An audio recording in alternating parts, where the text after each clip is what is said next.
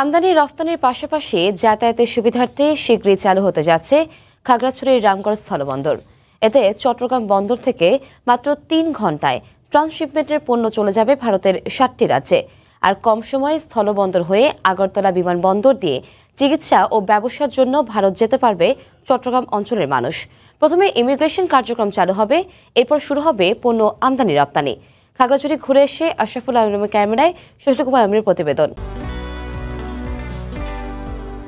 ফেনী নদীর উপর বাংলাদেশ ভারত প্রথম মৈত্রী সেতু ভারতে ত্রিপুরার সাথে যুক্ত করেছে খাগড়াছড়ির রামগড়কে।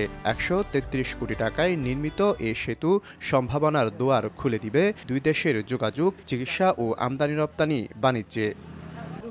সেতুর পূর্ব প্রান্তে বাংলাদেশ অংশে ১৪০ কোটি টাকায় নির্মিত হচ্ছে রামগড় স্থলবন্দর। বন্দরের ইমিগ্রেশন ভবনের কাজ শেষ হওয়ায় শীঘ্রই ভিসা নিয়ে শুরু হবে দুই দেশের যাত্রী যাতায়াত। প্রধানমন্ত্রী শেখ হাসিনা এর আনুষ্ঠানিক উদ্বোধন করবেন।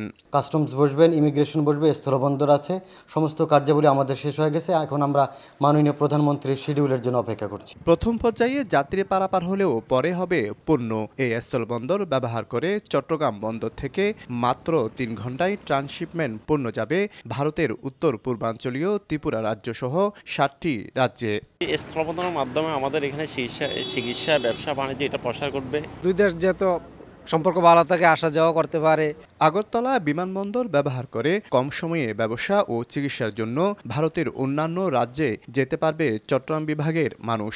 ব্যবসা বাণিজ্যের ক্ষেত্রে আমরা অভূতপূর্ব উন্নতি সাধন করব। ভারতীয় পণ্য বাংলাদেশে ঢুকবে সহজভাবে, বাংলাদেশের পণ্য ভারতে ঢুকবে সহজভাবে। স্থলবন্দরের সুবিধার্থে চট্টগ্রামের বারৈয়ারহাট থেকে রামগড় স্থলবন্দর পর্যন্ত সেতু ও কালভার্ট সহ ৩৮ কিলোমিটার সড়ক প্রশস্তের কাজ চলছে এখন। আমার পেছনে ব্রিজের ওই পারে ভারতের ত্রিপুরা রাজ্য, এই পারে খাগড়াছড়ির রামগড়। এখানে নির্মিত স্থলবন্দরটি চালু হলে চিকিৎসা, যোগাযোগ ব্যবস্থার পাশাপাশি দুই দেশের আমদানি রপ্তানিতে গুরুত্বপূর্ণ ভূমিকা রাখবে এই স্থলবন্দর। শফিকুল আলম, সময় সংবাদ, খাগড়াছড়ি।